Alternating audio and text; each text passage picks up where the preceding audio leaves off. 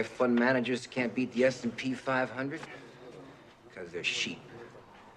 And sheep get slaughtered. The numbers told the story, they always do. Money never sleeps, pal. Because all we care about is getting fucking rich. You connect points I don't even know to look for. The most valuable commodity I know of is information. Public's out there throwing darts at a board sport. I don't throw darts at a board. I bet on sure things.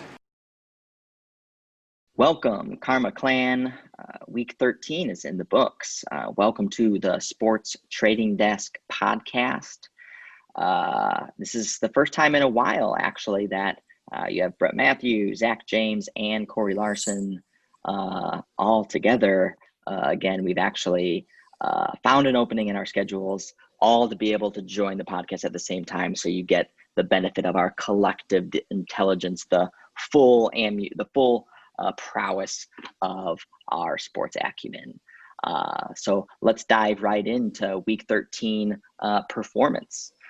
So this week, you can look out for a quarterly report that will dive right into and really digest all the performance from our core sportfolio and our aggressive sportfolio, not just on a standalone basis, but also vis-a-vis our benchmark of the Super Contest top 5 consensus picks, and also versus our core competitors across the space, who we always like to evaluate our performance versus our competitors, because we know, everyone has a lot of options out there, who to listen to, whose advice to take, especially when allocating your own picks. And we want to quantify and demonstrate our edge. And we think this is a great way to do that. So we're right near the top of the leaderboard. We crushed competition last year in 2019, and we're confident we're going to be right back there again by the end of this season. So week 13 performance, our core sportfolio went 3-2. We had the Rams -2 versus the Cardinals. Easy winner there, win by double digits, and probably could have won actually by even more. I think they won by 10 or so, but actually quite misleading. We had Jets +8. They also should have won straight up. Blew the lead in Jets fashion with a Hail Mary pass by Derek Carr down the sidelines on an all-out blitz by the Jets that ended up costing Greg Williams his job. But Jets +8, no sweat there. And Broncos +14, another really no sweat game. Broncos played competitively versus the Chiefs the entire game, almost. Even were competitive to the extent that they could have really won this game with a little bit more discipline. But of course, Mahomes is Mahomes, flipped the switch. And when it's a close game, you kind of just know that the Chiefs are going to pull ahead, and that's exactly what they did. But again, +14, never in doubt. Niners pick Monday night game versus the Bills. Bills clearly a decisively better team in that game. A lot of hot money was coming in on the Niners over the course of the week. Niners opened -2 or +2, +3, flipped the switch, ended up closing -2 despite the public really pounding the Bills. Public comes out on top. Bills win that one relatively easily. And then we lost also on the Falcons +3. They hung around for a while, but the Saints was also clearly just better coached, more talent, even with Taysom Hill at quarterback, just clearly the superior team. So we end up going 3-2 in core. So add another unit to overall season performance, still in the green. I think we're up 4 or 5 units on the season now. Again, we'll demonstrate that out in our quarterly report, which we'll release this week. Zach, how is our aggressive portfolio doing? Yeah, aggressive. We left a little bit of money on the table, but we were up 2.5 units. So we're up 20 units on the season, which is a nice, improvement from where we were from week 3, because we had some poor allocation, really kind of over leveraged some positions. And we were down almost 16, 17 units at one point. So in the last 9 weeks, we're up 36, 37 units. So if you were following along, and actually that was with us decreasing our exposure and our risk.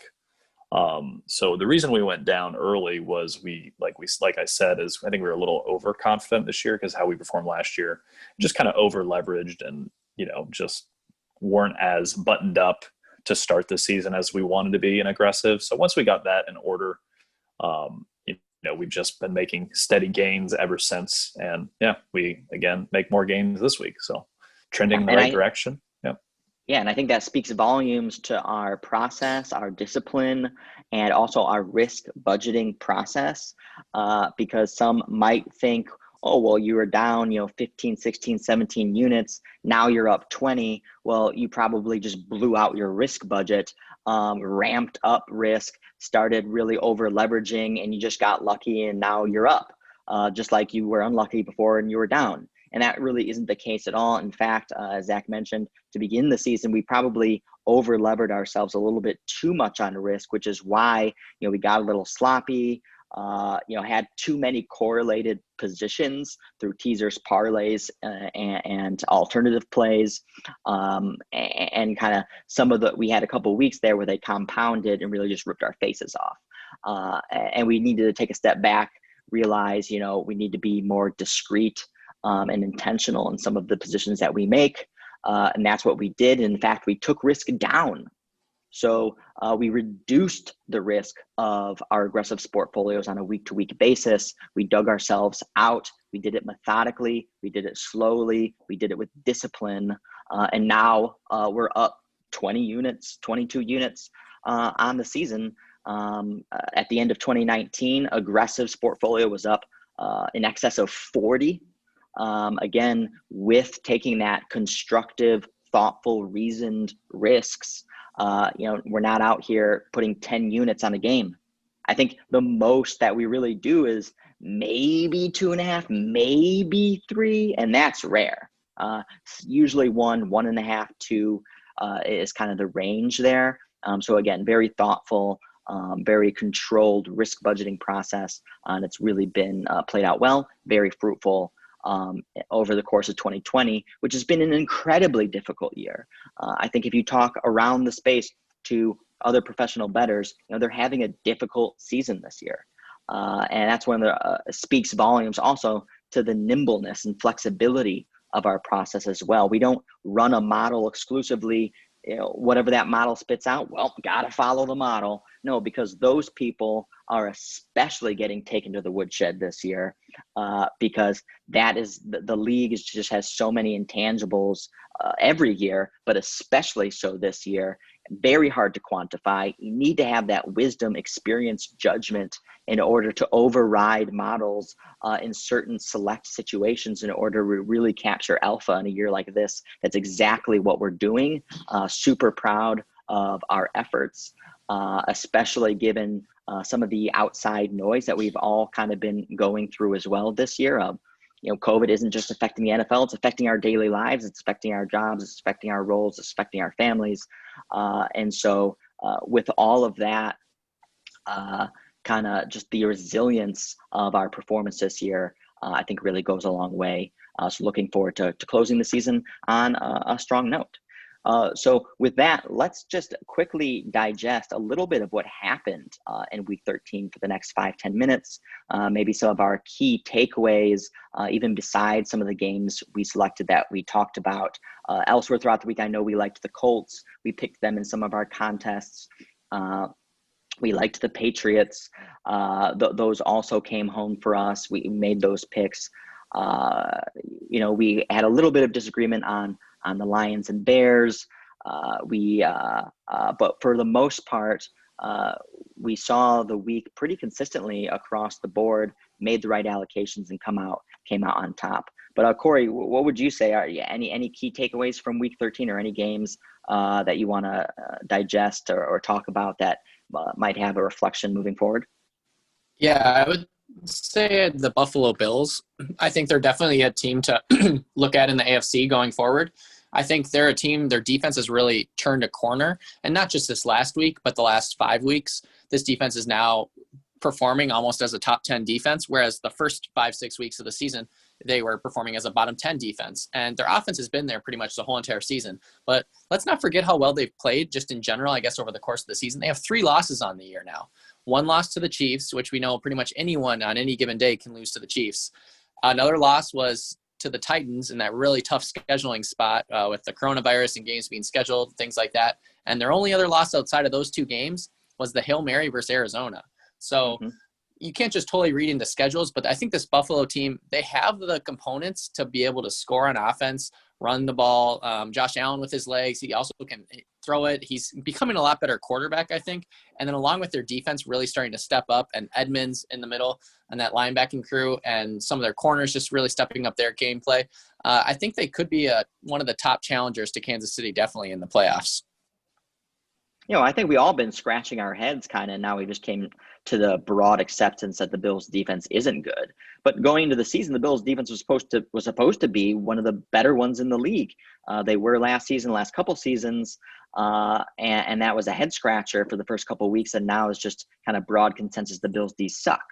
But maybe they kind of get it together. There is talent there. They do have especially talent on the coaching staff as well. And then also Josh Allen, 32 of 40 for 375 yards, 4 touchdowns versus the Niners this week.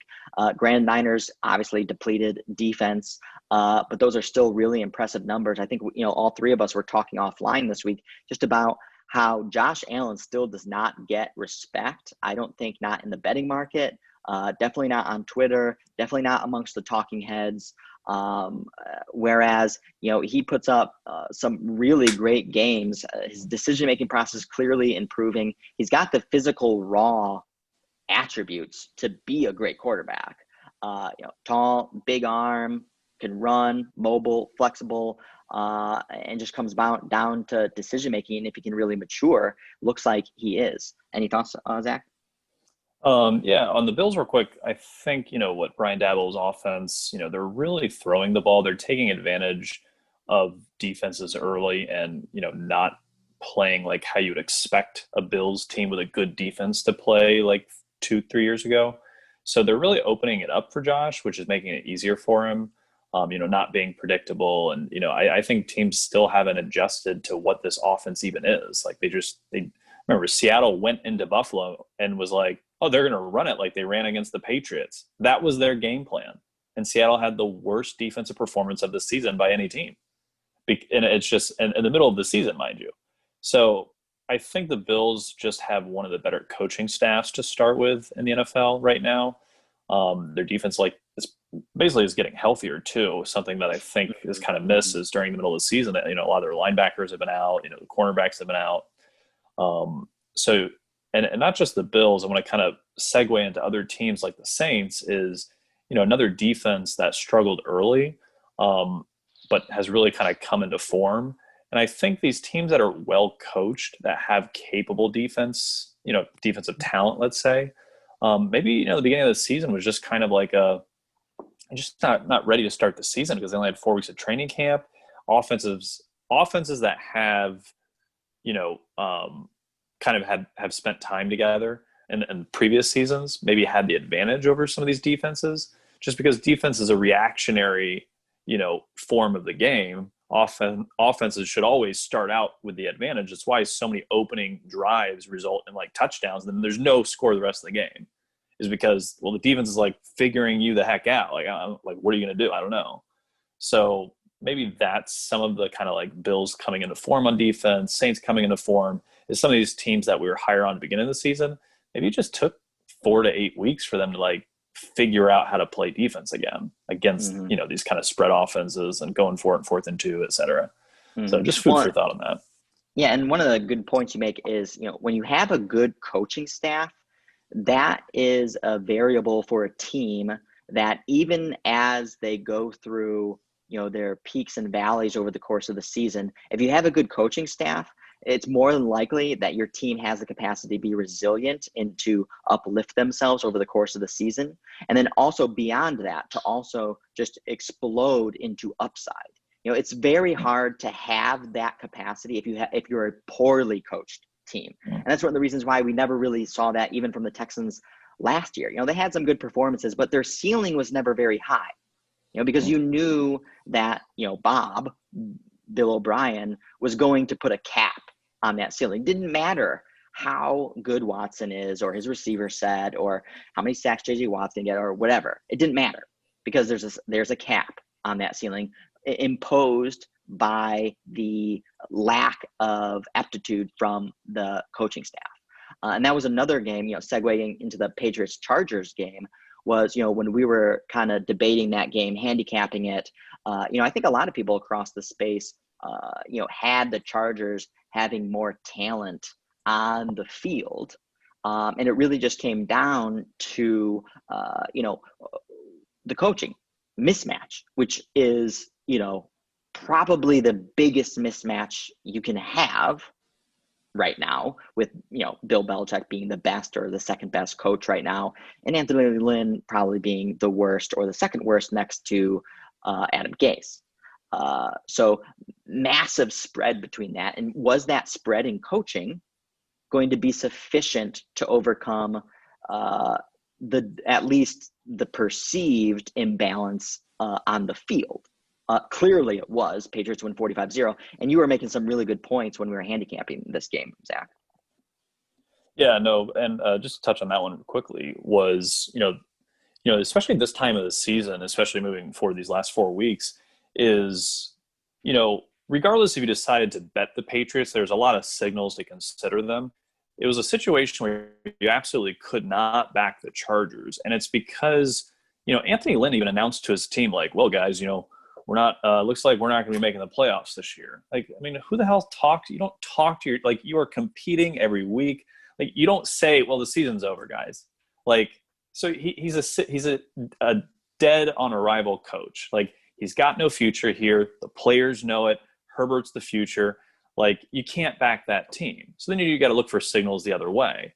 And that, to me, is something to look for the rest of the season, is teams that the coach is dead. Adam Gase. Like, can you back the Jets anymore? They fired the wrong coach. Like, Cincinnati Bengals. They lost Burrow. Like, what do they have to play for? Like, you can't back Bengals versus the Dolphins. You have no idea what you're going to get from a team that's just like, you just don't know. Like, are they going to crap out? Like, basically, are they on tilt and like the season's over?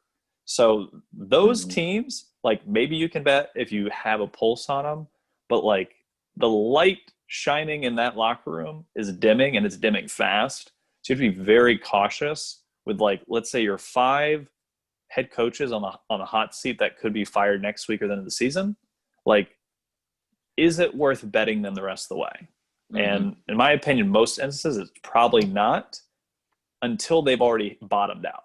Texans already bottomed out. Lions already bottomed out. And look, you've seen it. There are now betting on opportunities now that they've bottomed out.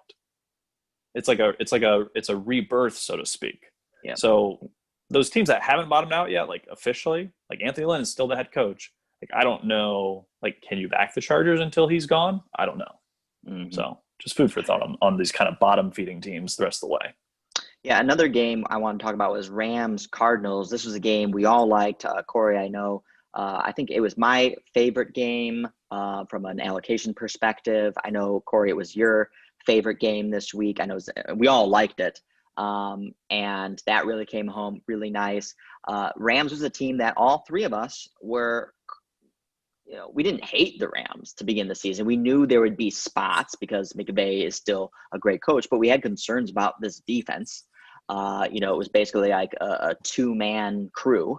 And they've really outperformed over the course of the year. McVay is, there was a possibility that maybe he was overthinking the last, season and a half, and trying to get too cute. And now he's kind of reverting back to form, more relaxed, more comfortable. He's totally has command of this team. I think we can all admit defeat on the Rams. The Rams are better than we expected.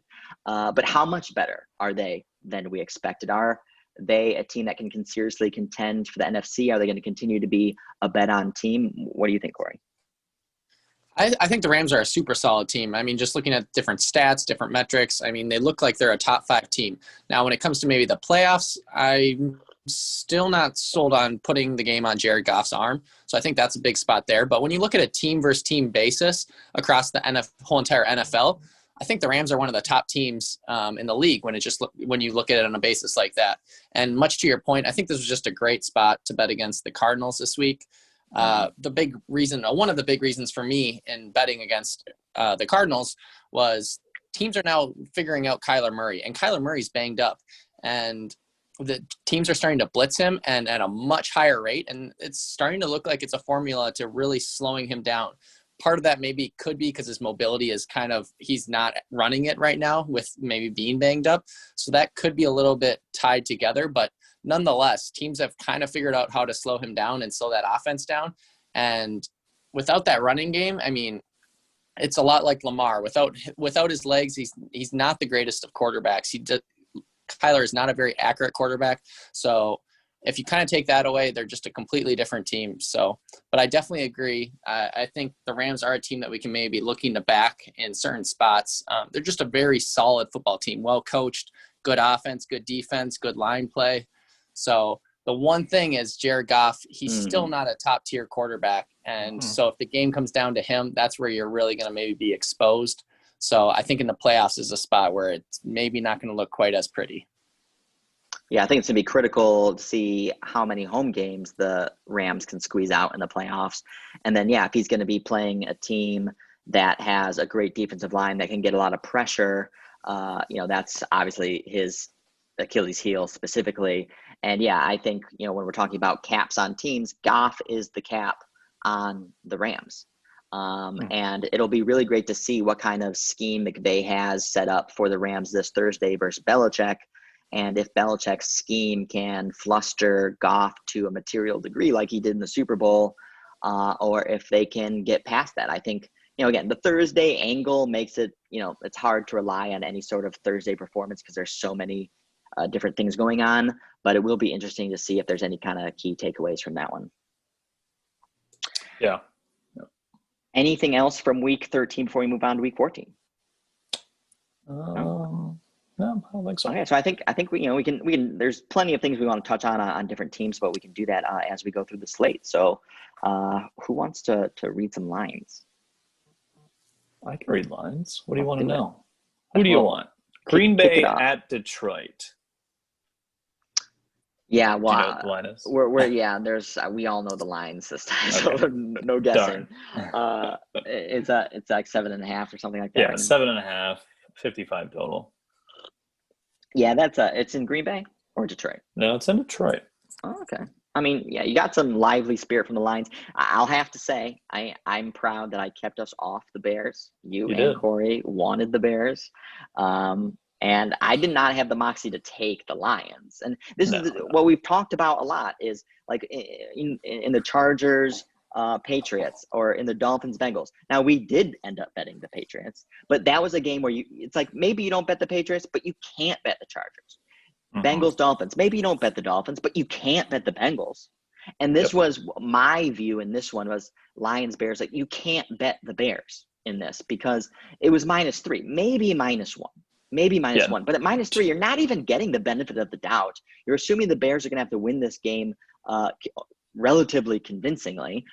Lions always going to have the backdoor capability. And then, of course, they have their OC as their head coach now, a fresh start, possibly could unleash Stafford. The OC, Bevel, was one of the main reasons why Stafford played so well last season, why we collectively were so bullish on the Lions going into this year. And granted, Lions are dealing with a bunch of injuries, no doubt. But I just think the Bears defense continues to be overrated. Bears had a lead there, but it was never stable throughout the whole thing. Lions kept inching back. And kind of like what I was talking to you, Zach, I was saying Bears win this game by 3 is the max. That's the best case scenario. Worst case scenario is, they just lose. And so there's plenty of scenarios where they just lose. And so if you're going to bet -3, you're basically saying the best outcome I'm going to get is a push. And that's not an attractive risk reward proposition.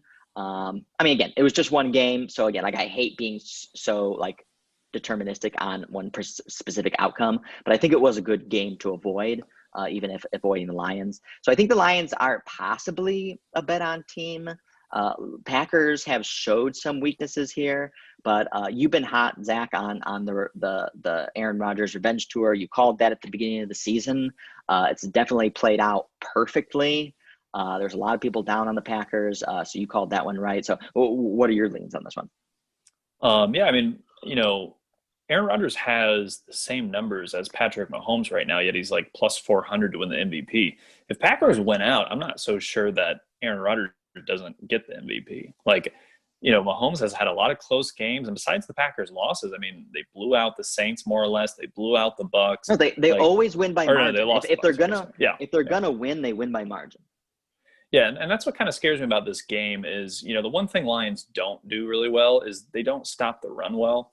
And, Packers Aaron Jones, as you saw at the end of the Eagles game, like you give him one little hole, it's a 70-yard touchdown. Like it's going to come down to, can Stafford keep up again with the Packers? And so in this game, I think it's dependent if Galladay and Swift are playing, then maybe you can consider Lions. But if he's out, those two guys again, I don't think Lightning's going to strike twice. So that's just kind of my general review of this game. Yeah. And I rewatched that Lions game. You're right, Brett. The +3 on the Lions was the right side. So, the Lions are down 10 a couple times, but Stafford was the best player in the game, and he was always going to put points on the board. Like, nothing was going to stop him, kind of. That's the kind of game he had. +3 on the Lions was the right side. Like, after watching the game, that was the right side. So you were right. Bears was not a bettable position at 3. What do you think about Lions right now moving forward, especially Corey and this game specifically? I think just hearing one thing I heard from you, I haven't went back and watched that game yet, but hearing that Matthew Stafford was a lot more aggressive throwing the ball downfield, I think that it makes them a very volatile team. And I mean, any sort of team that takes a lot of deep shots, I mean, if those aren't connecting, I mean, they can lay a huge dud and lose this game by 20, which that wouldn't surprise me. But I mean, at the same time, if you start hitting some of those big plays, quick scores, really minimizing what the defense can do maybe in some certain spots, they could be right there in this game. I think this is a hard game to bet, right above that 7. I can't say I love it. I think Green Bay should be able to score on this Detroit team kind of at will. And I think to your guys' point, comes down to if Galladay and Swift can go.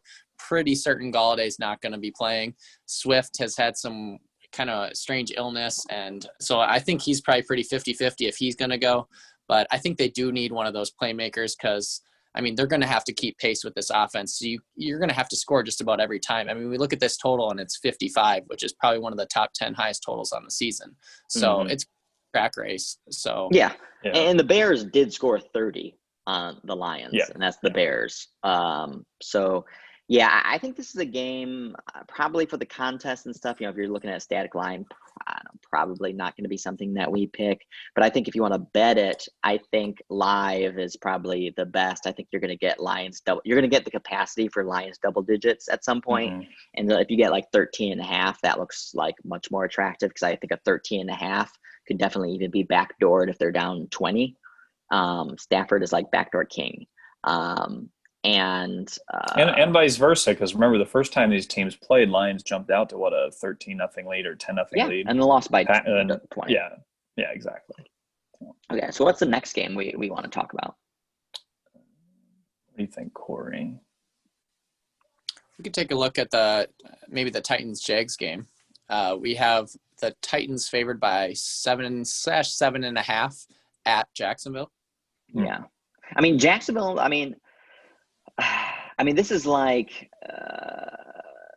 they keep covering, they keep getting a ton of points, and they keep playing competitive football. Yeah. And the Titans are definitely vulnerable. The Titans aren't world beaters. They're a good team, but the Titans could lose this straight up. Yep. Yeah. I think a lot to your point, this game could be very close. I think how Jacksonville matches up with Tennessee is actually fairly well. Glennon is a quarterback, much like probably Luton. If they're not going against a defense like the Steelers, they're going to be pretty comfortable. They're going to be able to play you close. They played the Packers close. They played the Texans close. They played the Vikings close. The week before the Vikings, they played someone else close. They've been playing teams close that can't get pressure on the quarterback. And that's not Tennessee. So they're not going to get pressure on Glennon. He's going to be able to make his throws. And this team is pumped, and they're still playing hard. And I think Zach mentioned there's a lot of young guys on this team that they're not packing their bags yet, and they're going out trying to win right now. So I think with that being said, this is a decent matchup for them. Tennessee's going to be able to score, but I think Jacksonville might be able to keep pace, and I think I definitely lean and possibly like Jacksonville at this number. I think this is like what we were talking about earlier, is you can't bet the Titans here. This is like, if you're betting Titans minus a touchdown plus on the road versus, a team that's not in self-destruct mode, like, I don't know, you're not a professional bettor, because this is not a scenario that you want to be attempting to capitalize on too much. Again, the thing is it's not, but again, that doesn't mean bet the Jags, because the Jags are a poorly coached team, quarterbacked by Glennon, who can have self-destruct moments, and versus a defense that's totally banged up. And so, I mean, when you're a bad team, like, there is the volatility, there's the variance of just losing, 33-7. But again, like, the Jags could win this game, so you look at the other, like, kind of big spreads out there, like Jets, Seahawks. Like, I don't see a scenario where the Jets could, actually, maybe they could. No. I think they no. make that. No. I'll bet you right now that the Jets aren't going to win. Well, their Jets are plus 600. I'll do 100 to 6. Like, if you do a $100 bet, I'll give you 600 if they win. Oh, if Russell Wilson plays the whole game. How about this? Give me plus 2,000 and I'll bet you 100. That's bullshit. Well, that doesn't make any sense. I'm just trying to, flesh out your conviction. I don't need to do that though. It's just stupid. I agree with you guys both. I think, I've hesitated because I don't like getting on board bad teams, but the Jags especially after they've won or covered like 2-3 in a row. Well, I mean, now obviously you're kind of late to the party. So, but before, you want to find when they turn a corner. They turned that corner 3 weeks ago. The question is, when do they go back the other way again? But in this division game, like Corey said, the team was super pumped during that Vikings game. I mean, they were just so ready to win that game. They were so energetic. They were just even on defense, even though their defense is not very good. And I think when you have young players, they don't. It's their first, second year in the NFL. Like, they don't know if the coaches are bad. Like, they came from college. They just fucking got $1 million. Like, they didn't give a shit. Like, you just don't, like, I'm in the fucking NFL. Like, that's how they're thinking. So, like, if this was an older vet team, like, yeah, I'm just getting my check and get the heck out of here. I think the Jags being kind of like a young team, and Glennon's super hungry. Like, he's like this is his literal last hurrah. And, like, he spoke about this. Like, he knows, like, he needs to make a point of emphasis so he can get a job next year. So he can maybe be a, backup to, Danny Dimes or something, So, Jacksonville's got things to play for. And Tennessee, man, that defense is brutally bad. Because the Browns' offense is not that good. No, I mean, it's not that good. Yeah, it's not 40 points good. Titans defense looked like the Cowboys defense, if that gives you kind of, and part of it's injuries, but they lost Clowney. Adoree Jackson wasn't playing. Like, I mean, this defense has gotten worse under Vrabel. Like, I don't know, like, every defensive coordinator coming out of Bill Belichick's regime, like, they're good schemers, it seems, but, like, they don't seem to be able to put it all together for their defenses either. Yeah. So, and the play calling has also been a little bit suspect on the offensive side of the ball too. So it looks like we all kind of lean Jags in this one. Let's talk about quickly Cowboys at Bengals, because so Bengals are plus 3.5. I think Finley is going to be the starting quarterback now, and obviously he's trash. And, like, I hate listening to people on podcasts and they just, like, totally swiftly dismiss it. Oh, this team's bad. Or this team's going to lose because they're just so bad. Like, oh, great. That's just great color. So, like, I don't want to wrap Finley in the fact that he's trash and then just be done with it? Like, is there some nuance there? And I just don't think that there is. We saw him play a couple times last year. They played the Steelers tough, but it didn't have anything to do with the offense. It was just the Steelers offense was playing poorly. The Bengals defense outperformed, and it was a very low scoring game. I haven't seen a performance from Ryan Finley where the offense like kind of surprisingly outperformed. The offense like could barely move like it kind of has the last few weeks. Now the Cowboys defense is crap. So I don't know if that kind of provides an opening there. This is what Andy Dalton's revenge tour in Cincinnati. I don't know if that really has anything to add to this game, but the Cowboys are not good. And they're 3.5 point road favorites. But I would say the Bengals offense right now is by far the worst in the league right now. So. Yeah. I don't know. What do you think, Corey? One game I think of just to try to put a price to this line is we just saw the Giants go to Cincinnati 2-ish weeks ago, and the Giants were coming off a bye. So the extra rest, full motivation, no doubt. Cincinnati's kind of a laying duck. They still probably are. But anyways, that line was like 5.5 at that. Now we're looking at 3.5. Dallas is on a short week. And who's the better team? The Giants are definitely 2 points better than Dallas. And, I mean, we still saw the Giants. Yes, Daniel Jones went down. Yes, they probably should have won that game by more than they did. But we still saw the Giants only win that game by 2 points. So I think to that point, I don't have a strong read on this game. I don't want to back Finley, but I also can't take the Cowboys by 3.5 on the road in this spot. Yeah, I would take the Cowboys. And maybe it's stupid and square. I'd like to see where the market lands on this game. It's because the Giants game was really deceptive. I mean, Bengals never had a chance, even when they were only down 2 with the ball at the 50-yard line. Like, it's just like they had no business being in that game from like opening to close. They got a fluke punt return, kickoff return touchdown. They couldn't do anything on offense till like the drive before their last drive when Giants were playing prevent. So it's just, man, like, if Cowboys just have any offense. When you're a bad team or a sloppy team or a poorly coached team or an injured team, the probability of flukiness happening increases. So, that's why something that all handicappers have to take into consideration, we talk about this a lot, even when a fluky thing happens, was it fluky in the sense of like, wow, that was totally unexpected, that like just doesn't happen? Or is it a fluky thing like, oh yeah, that doesn't happen all the time?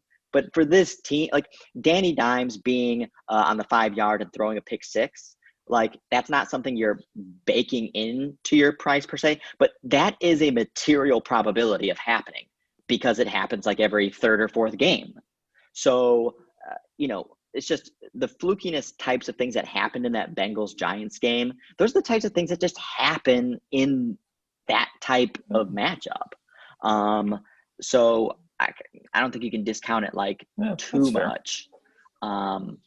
You probably can't bet the Cowboys minus 3.5 here. I mean, Zach Martin's out for the Cowboys offensive line. The offensive line is just getting worse and worse. I mean, the Bengals defense has been outperforming, I would say. I mean, they hung in for a while versus the Dolphins. They had the lead for a little bit.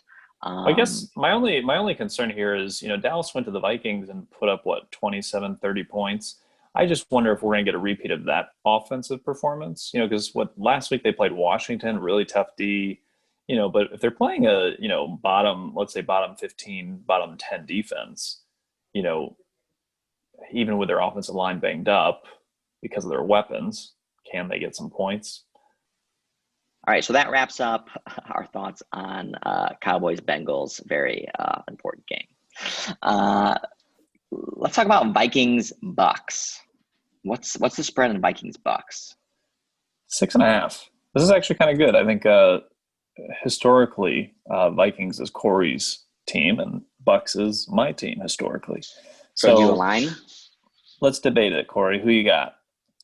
I really don't have much of an opinion on this game yet. I think the number seems a little high, but I think in the end, I lean with Tampa Bay. I think this is a get-right spot for them, coming off the bye, coming off 2 losses. And I think this team's going to be hungry, and they're going to play well. They're a team that can stop Dalvin Cook, and I just don't love the spot with Kirk Cousins on the grass, on the road. I probably lean with Tampa Bay, but I can't say I love it. Yeah, actually, I agree with that a lot. The number feels a smidge high, but, Bucks have really kind of – they haven't really pulled away. It depends who they got their play. bye week, their long-awaited bye week. Yeah, their long-awaited bye week, which I've been waiting on. So all my Bucks futures have a chance if they can right the ship. I think Corey's right. It is a get-right spot. It's just like, do you trust Bruce Arians to be smart enough to figure it out with Tom Brady? Like, they have all the weapons they need. Like, they have everything in place. Minnesota's defense just does not have a lot of talent, which you saw versus the Jacksonville and Panthers game again. Just their talent is just like, rough on the defensive side. And Mike Zimmer doesn't have much time to prepare for this game, so there's no edge in that coaching kind of situation he would have had they had the same amount of time to prepare for this game. So yeah, it's to me, it's Bucks are off. Probably tease the Bucks type situation just to be safer. But yeah, I could see Cousins has played really well in the fourth quarter. So you could see a Cousins maybe backdoor cover, but also he struggles against pressure, and that's the one thing the Bucs are going to bring is get a lot of pressure on Minnesota and probably stop Dalvin Cook, which is pivotal to the Vikings' success on offense. So there's a lot of reasons in general to like the Bucs. It just feels like the 6.5 is a smidge too high, but it may not matter. So I think it's really going to come down to how aggressive the Vikings want to be through the air. Or if they're going to force the Dalvin Cook issue. I don't think Dalvin Cook's going to be the catalyst for a Vikings win in this game, or for the Vikings to be competitive, which normally that is the case. I think this is if Cousins can get a little bit of time and he wants to try to take the top off the Bucs with Jefferson and with Thielen down the middle and and maybe dump offs to Calvin, to Dalvin Cook. I think that's the way they could play competitively and maybe pull the upset. But if they're not going to be ultra aggressive, I think that's would be their downfall. I saw this. I immediately liked Bucks. But I don't know. I don't trust. Usually when I look at a game, I'm just like, oh yeah, definitely this side, easy, no problem. And if it's a big spread on a favorite, I just don't like it when I have conviction on a big favorite. I much prefer having conviction on, an underdog getting points in a position that nobody else is going to like them.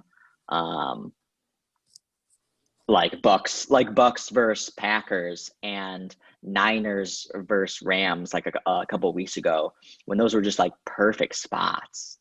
And the line hated them, and no one wanted to bet them, and they were totally bettable teams. This is not that. This is still 6.5. So it's not even like the market's off the Bucks per se. If this was 3.5, then you're looking at something much more attractive. Yeah. Corey, what game you want to talk about? Well, let's take a look at that. I don't know if there's a line out on it, but maybe we can still talk about it. The Cardinals at the Giants. Yeah, I do not see a line for that. Yeah, I know it was sitting around Cardinals -2. I don't know if we want to talk about it if we don't know the line, but I know now Daniel Jones looks like he might play, but yeah.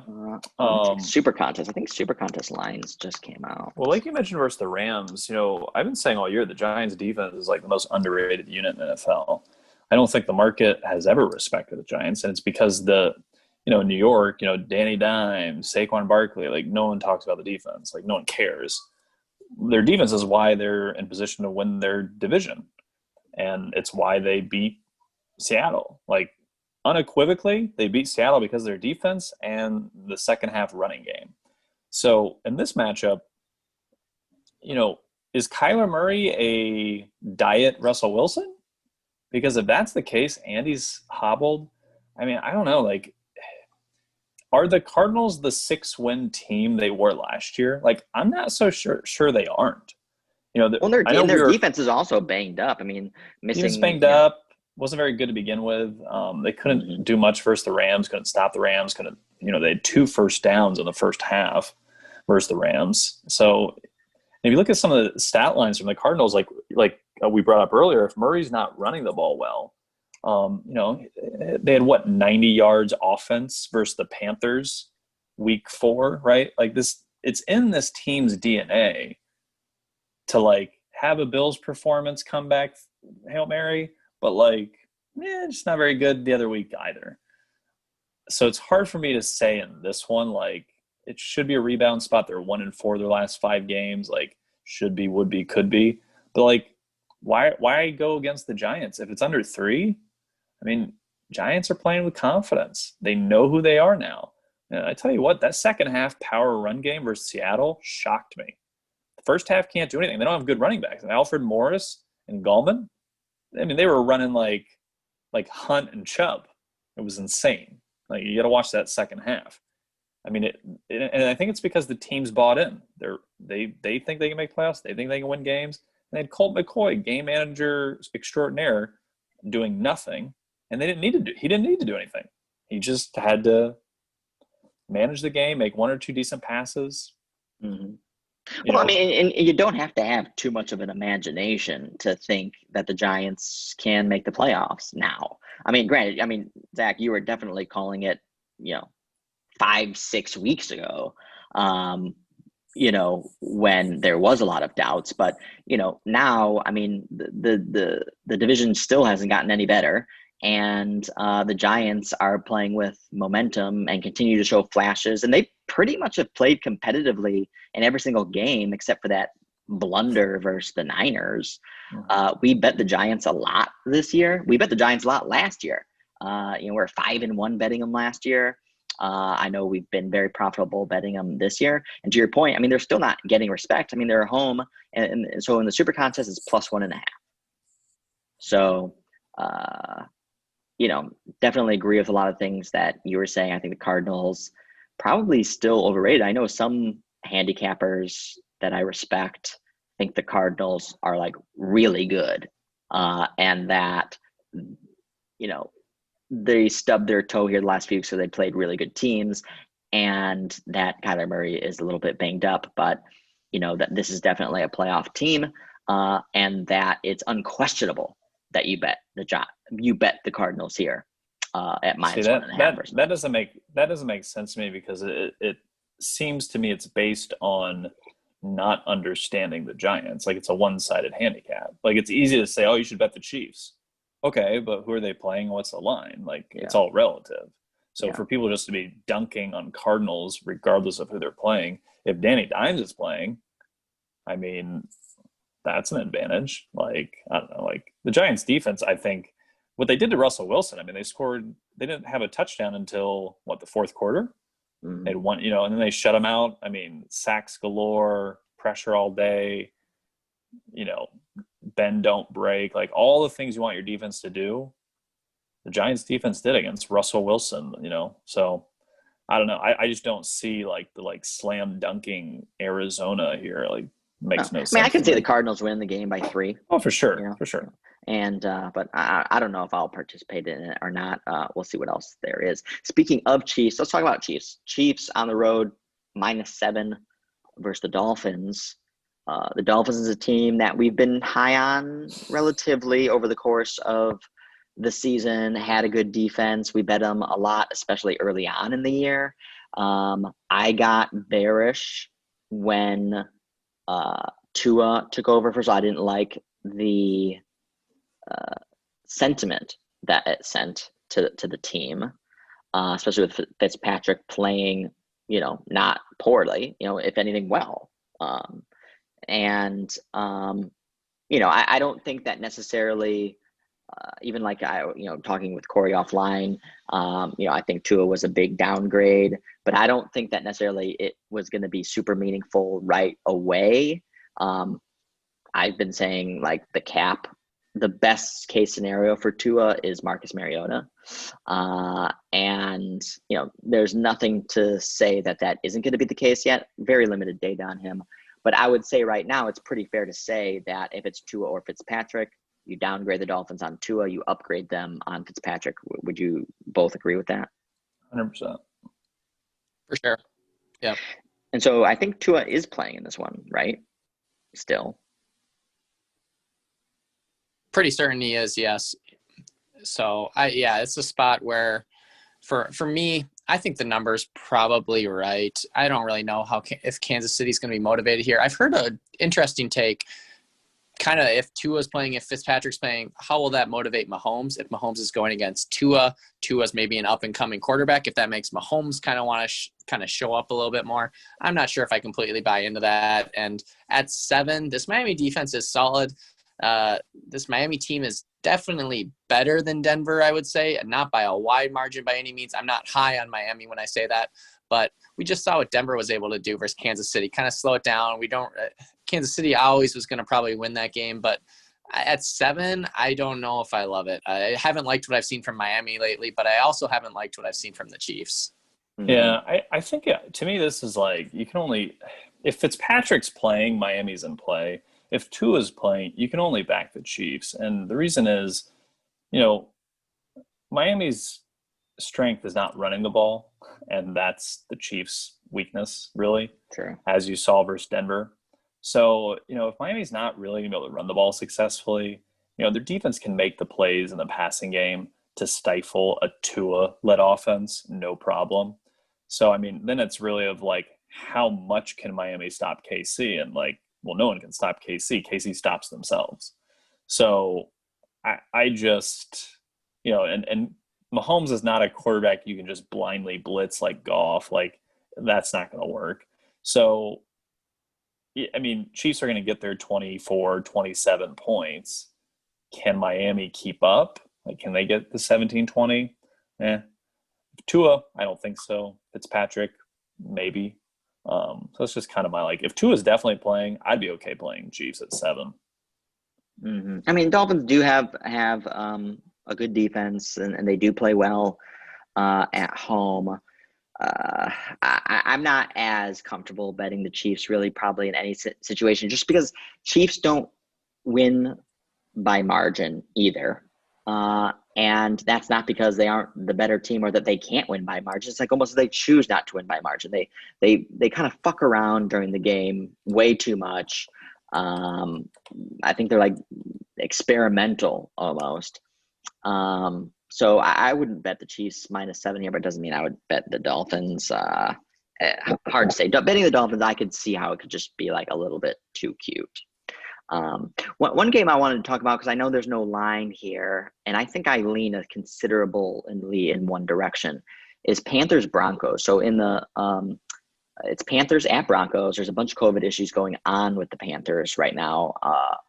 Broncos coming off a good game versus the Chiefs and a loss. So the line is 3 right now in for the Super Contest, and that seems low to me. I understand Panthers going through some COVID issues. I understand Moore might not play, but I think I like Panthers -3 On the road? at home. Oh, that was going to scare me there. Yeah, I don't know. What do you think, Corey? Yeah, I definitely would lean towards the Panthers here. I'm not sure if I like it at -3. I think we're just looking at, this Panthers team's probably overperformed for a lot of the year, and I mean that in a good way. This team's played well, and I think this Denver team, I'm not sure. I think this Carolina offense, just kind of how they run this offense, and I think the Broncos are going to be down maybe a couple more defenders. Even if the Panthers are missing some guys, I think they should be able to move the ball enough, and there's really no way you can trust this Denver offense. So I'll look towards Carolina. I'm not sure if I like it yet. A lot of it, we'll have to kind of wait to see how that COVID stuff plays out. Because, DJ Moore is a big piece, and he's, I think, for sure going to be out. So if it's too many more guys, if it starts compounding, then I'd probably start backing off. But if it I think McCaffrey's going to be back too. Actually, I heard he may not. I heard he hurt his quad in practice today or something. So even without McCaffrey, I would still probably lean Panthers here. I just don't think the Broncos are going to put in multiple kind of admirable performances in a row. And there has been this pattern of like teams playing the Chiefs, kind of throwing everything in the kitchen sink, their like best performance that they can do against the Chiefs. And then the follow-up performance is like hangover. Chiefs hangover is like you get your face ripped off in like that next game. It's kind of happened like over and over and over again, kind of like what we've seen over the course of the season. Another interesting one is Raiders at home +3 versus the Colts. I definitively lean Raiders. Yeah, I would like to know if Abram's back, because though the Raiders' defense is bad no matter who's on their defense, he is their best player. And so, just him being able to make that one extra play or that one tip, whatever it is, like could be the difference in this game. So if he's back, I agree. I think +3 is too many points. If he's not in, you're going to have another Raiders-Jets game. Like, it's just going to be like Raiders need to put in a wonderful offensive performance because the Colts are probably going to score at will. That's how bad the Raiders defense really is. Yeah, I think much to that point, I'm not sure I'm really sold on the side yet. I've considered teasing the Raiders once or twice. I'm not sure how much I trust them close to a field goal, but at this point, I'm looking at the over. I've considered almost betting it at that over 51, but I kind of want to look at a couple more things. But I think much to your point, the Colts should be able to score in this game, and I think the Raiders should, be able to move the ball fairly well also. So both these teams have been over teams the last couple of weeks, and I think this is one where I don't see how one, if not both teams, get to 30. Well, and it might be better to bet a first half over because aren't the Colts like the best second half defense the last like 5 weeks or something, giving up 6 points or something? So, I don't know if that's material here, but just in general, I don't know if that's worth considering instead. Yeah. Another game I want to talk about is Chargers +2.5 at home versus the Falcons. And, can you bet the Chargers anymore this season? And one of the things I'm thinking about is like teams like the Jets, teams like the Chargers these coaches are obviously dead men walking. So why don't you just get rid of them? The thing is, I think is it conceivable that the team's front office, the season's lost. Obviously the players aren't going to give up blatantly. They're still playing for their careers. They're playing for salaries. But the front office, by proactively and affirmatively making the decision to keep these head coaches who aren't going to be there next year, is a proxy for trying to tank. They know that if they keep their bad coach, it's likely that they're going to keep losing. No matter what happens, no matter how hard the players are going to try. And that they're actually keeping Gase and the Chargers are keeping Lynn to lose. And they know if they keep Lynn, they put themselves in a good position to lose. I like it. I don't know if it's as methodical as that, but kind of like a subliminal, we suck. But I just don't know. I don't understand the distinction between something like the Lions, where Patricia is a dead man walking. They get rid of him, and you get this fresh start. You get to experiment. The players have more energy, less toxicity. Well, that one makes sense actually more than any of the other firings because you actually get a chance to see Bevel as kind of like the head coach and see if he can kind of, what he can do with this team, especially with their most important player, Stafford. So that one actually is the only one that makes sense from your reasoning of what you're presenting. I guess there's no other possible up and coming star coach on either one of these rosters. So Chargers 2.5 at home versus Falcons is this Falcons or bust? For me, yeah. Yeah, I think it's tricky. I think just from a straight power rating perspective, I'd make this number a lot closer to a pick 'em, but I think much to the point, how lost are the Chargers at this point? And it's a fall off a cliff kind of team right now. So, I'm not by any means going to back the Chargers because I'm getting 2 points of value in that way or something. So it's hard for me, but I'd probably look towards the Falcons, but it's not strong, I guess, at this point. Yeah, and that's the thing is, I mean, do you want to bet against the Chargers after they lose 45-0, and then they win? I mean, the market, like, that was a very public showing of ineptitude. And so I don't think there's going to be any public schmuck betting the Chargers. It's going to be somebody much more discerning with money in their pocket and knows what they're doing who would bet the Chargers. And I don't necessarily know if the Falcons aren't a reliable team to go across the country and necessarily put in a good performance. The thing is, Falcons have played pretty well, except when they played the Saints. Well, and I wanted to say that is, look who the Falcons have played the last few weeks, right? That, like, this is the hardest part of anyone's schedule. They played the Saints twice, they played the Bucs twice, they play KC, and they got the Chargers. Are they going to get a win in that stretch? I mean, this seems like it would be it. So if you're not getting 3 with the Chargers, I mean, if Ryan's healthy and if Julio and Ridley are playing, I mean, it probably could be a shootout, but I just can't trust Anthony Lynn's coaching. Yeah. No, I think you need to lay off the Chargers for at least one more game, because I think, even to Corey's point, like, oh, you're getting 2.5 points to the Chargers?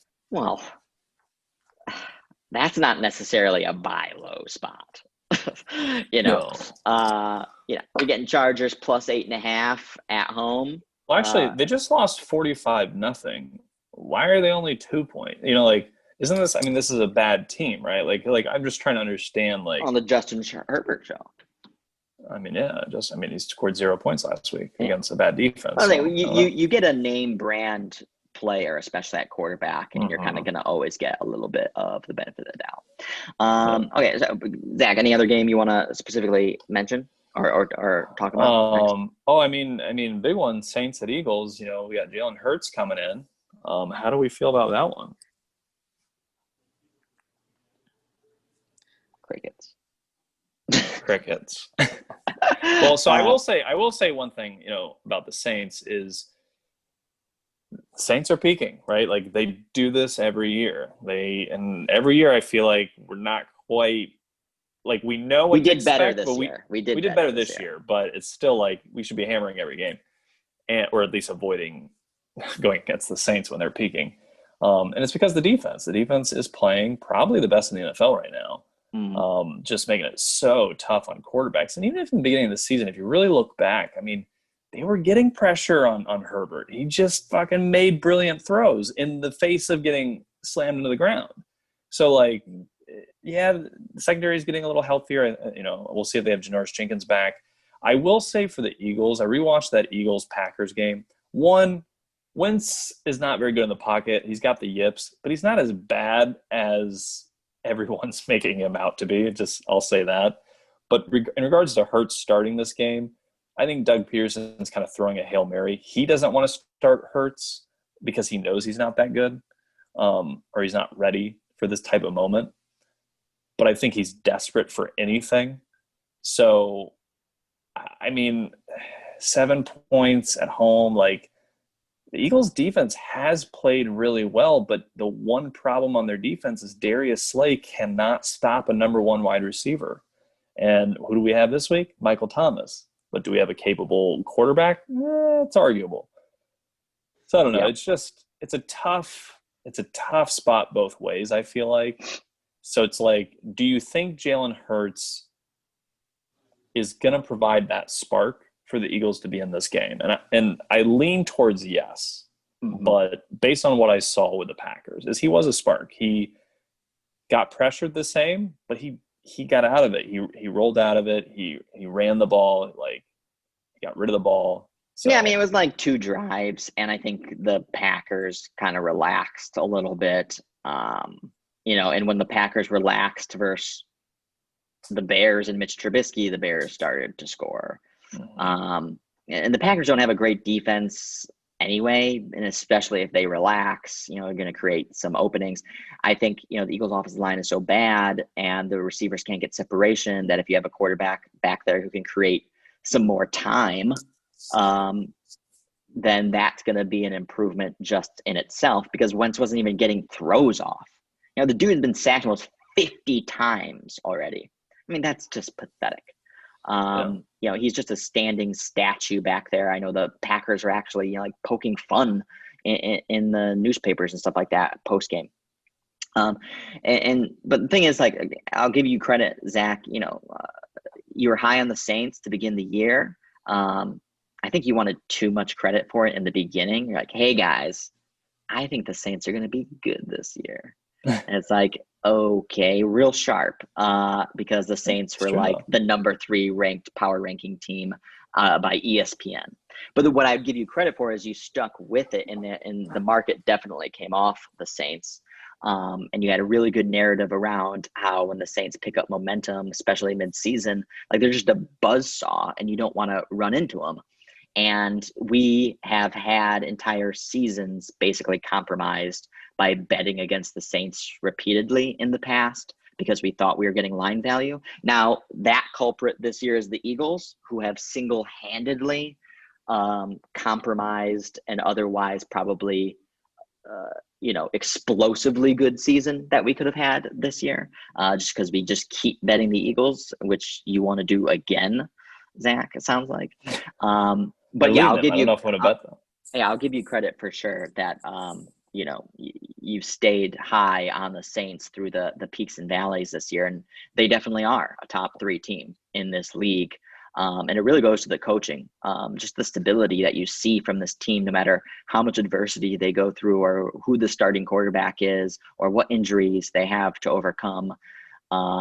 Just really impressive. And, when Drew Brees comes back and provides even more stability to that, really probably nothing to go but up for the Saints. And remember, we have to remember too, the Saints were always like basically a bizarre play away from going to the Super Bowl like 3 out of the last 4 years. I mean, we could be talking about the Saints as like some like dynasty right now.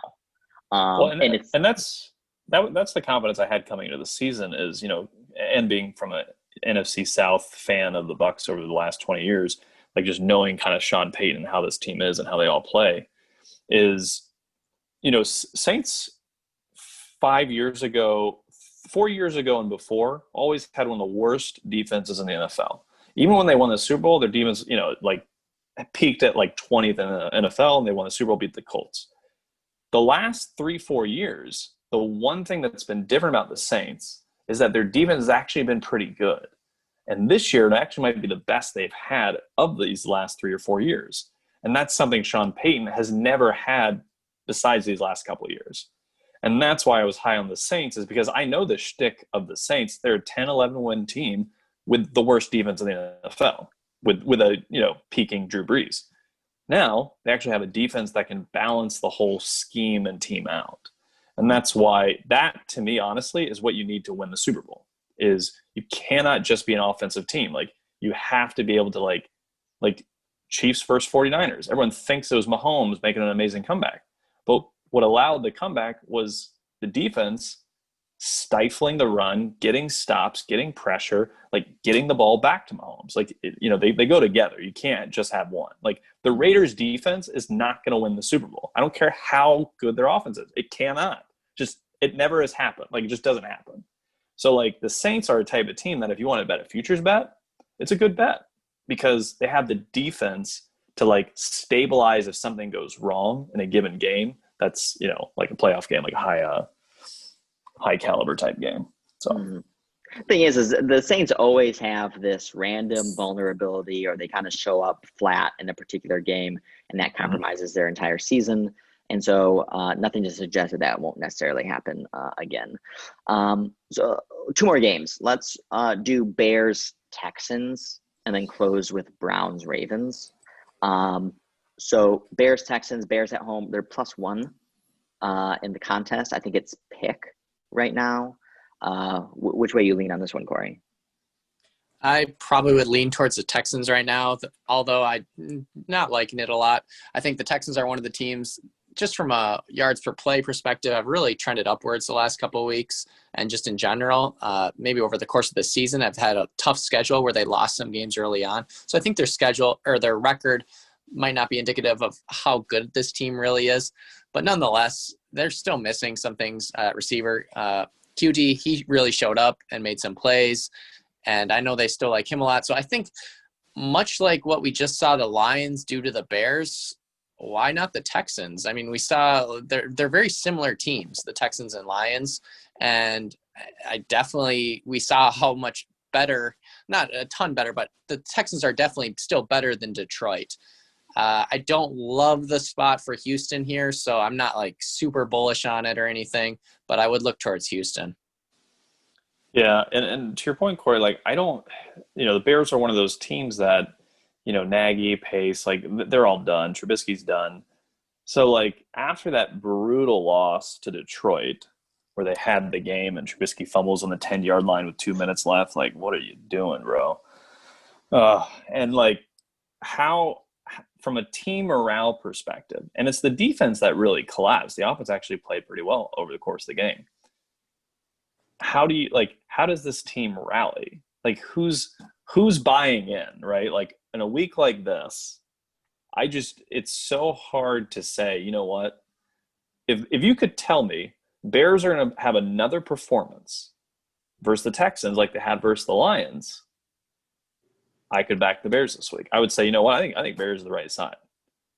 But there's no way to know if that performance is going to happen again, because that Lions game was their kind of like last hurrah. The problem was Stafford was the best player in the game. So the defense actually didn't even play that bad. Stafford was just better. The offense played well, but it didn't matter because Trubisky is an idiot and he fumbled the most important moment in the game. They would have punted the ball if he doesn't fumble. They drive the whole field. They settle for a field goal, goes to OT. Like so many variables happen, like it wouldn't have happened the way it went. So I just don't know how you can confidently back the Bears in this spot, which to me is why it's probably Texans are off, unless you can find me a pulse that the Bears are like running it back from the Lions game. Like we're going to do it again. Like I would definitely like to see, what's the sentiment? I'd have to read a little bit more into it, but like to see what the energy is like there. Cause it seems like a sinking ship, but so it doesn't seem like a necessarily bet on spot, but not a game that I love. And note real quick, Texans legitimately probably were going to win that Colts game. Watson fumbled the handoff to a fake handoff to running back with like a minute left on the 5-yard line on second down or whatever. So like they were probably going to score a touchdown there and win the game. So, Texans have been, Watson's been playing well. He's been evading pressure and making plays down the field. So, he's obviously very capable. Yep. All right, let's close with Browns at home versus the Ravens. And the contest, Browns are +1 right now. We talked a little bit offline about this one. I think we're unanimous in leaning Ravens. I think, a lot of hot press right now on the Browns and Mayfield, which I'm surprised about because it's just one game. I mean, I understand they are doing this year what people, including myself, thought that they had the capacity to do last year. And, and we were still, we were optimistic on the Browns in our preseason podcast. We definitely thought they could, hang in contention and come in second or maybe even win the division. And we were down on the Ravens, and that's really come to fruition. I'm going to have to listen back to our AFC North podcast and just smile with how omnipotent we really were on calling this division specifically. But any actionable thoughts here, guys, in the last 2-3 minutes here? Yeah, I definitely like the Ravens in this spot. I think this is a spot where, like you said, the Browns are just getting really built up. And I think this Ravens team has kind of been thrown down in the dirt. And we never were as high as maybe the market was on the Ravens. But this is still, I believe, a top 10 team. And they can play. They have a lot of talent on both sides of the ball. And it's just a matter of putting it together. And they've been really banged up. Now they're getting healthier. This is a defense. It's a top 5 rushing defense. And Cleveland is very predicated on being able to run the ball. And Baker, when does Baker feel comfortable? It's when he's not getting pressured, when he's not getting blitzed. Well, that's exactly what Baltimore likes to do on defense. And we've seen it played out in 2 other scenarios this year When the Browns played the Steelers, just absolutely got wrecked. When they played Baltimore in week 1, absolutely got wrecked.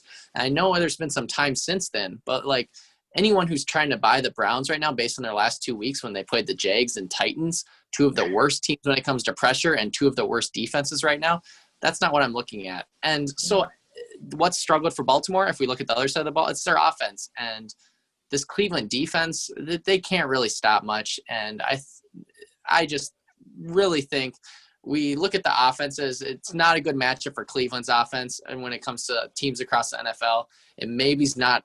I mean, Baltimore's offense hasn't looked great this year, but I definitely trust them to be able to do more versus the Cleveland defense, just from a matchup perspective. So I only look at Baltimore. And Baltimore, last thing I'll say, Baltimore is extremely desperate. They pretty much need to probably win out to control their destiny. They could maybe lose a game and still make it in, but they are totally full. Like, I guarantee that team's totally focused to try to win out here. Whereas I'm not saying the Browns aren't, but the Browns could let a game slip and they're still going to make the playoffs most likely. They're sitting at 9-3. So, yeah. And to that point, you know, the Ravens' next 4 games are Browns, Jags, Giants, Bengals. So this is the biggest game left on their slate. So on a Monday night, you're going to get whatever the Ravens have in the tank, let's say, like you're going to get the best of it 100%.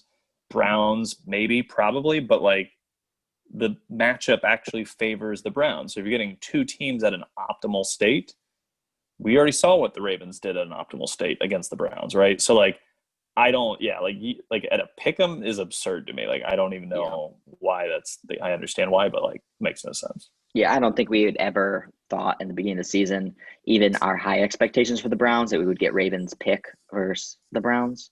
Unless Lamar Jackson was hurt.